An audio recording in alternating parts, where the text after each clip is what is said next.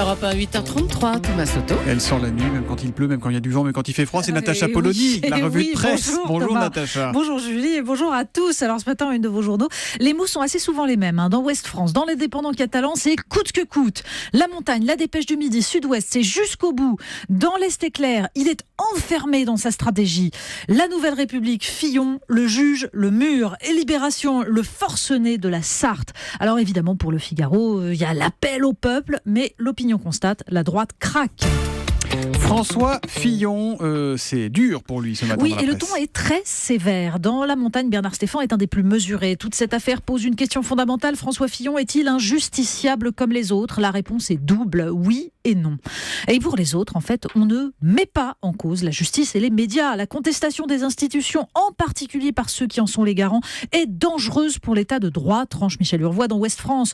Le plus grave, estime Jean-Marcel Bougreau dans La République des Pyrénées, ce sont les dégâts que Fillon cause à la démocratie. En faisant une campagne à la Sarkozy, en mettant en cause la justice, la presse, ne mesure-t-il pas les conséquences délétères ? Alors bien sûr, le Figaro défend la stratégie du candidat de la droite et parle d'élections confisquées. Mais Guillaume Tabar ajoute que sur le plan sémantique, après le climat de quasi-guerre civile et l'assassinat politique, il ne pourra plus monter d'un cran. C'est maintenant ou jamais, écrit Guillaume Tabar, qu'il doit provoquer ce sursaut de révolte et d'orgueil d'un électorat qui ne voudra pas laisser la décision politique entre les mains des seuls juges. Le journal raconte à côté la folle journée d'hier, celle de la débandade. Oui, le sursaut ne viendra pas en tout cas de ses amis. Et pendant ce temps-là, Emmanuel Macron. Ah oui, lui aussi, il est partout. En une du Parisien, par exemple, Macron nous dit tout. Alors il décline ses propositions sur le chômage, la transparence, la banlieue, l'éducation. Causeur résume à sa façon en une: au secours, Hollande revient. Bon, des articles délicieusement sarcastiques sur le mariage du modèle californien et de la solidarité française, du Chris et de Julio Iglesias. C'est un écho d'ailleurs à la tribune de Pascal Bruckner dans Le Monde sur ce jeune homme qui confond le goût du pouvoir naturel à tous les candidats avec le pouvoir de l'amour. Mais un autre personnage occupe la presse, Jean Pisani-Ferry, le concepteur du programme économique d'Emmanuel Macron, portrait dans Libération, dans Les Échos, de celui qui préparait en 2011 l'avènement de Dominique Strauss-Kahn. Dans Causeur, l'économiste Jean-Luc Gréau décrypte les choix de France Stratégie, ce think tank public longtemps dirigé par Pisani-Ferry, entre allègement de charges sur les bas salaires et imposition des loyers fictifs pour les propriétaires. Sa conclusion : le candidat préféré des businessmen dans le vent multiplie les appels du pied aux assistés des banlieues sensibles. Aucune contradiction, c'est la pure logique de la mondialisation. Un chiffre à présent, plutôt un pourcentage, Natacha. Exactement, 10,4%. Et c'est un chiffre dans le Parisien qui devrait être au cœur de la campagne. C'est le taux de commerce inoccupé dans les villes françaises en 2015, contre 6,1% en 2001. C'est énorme.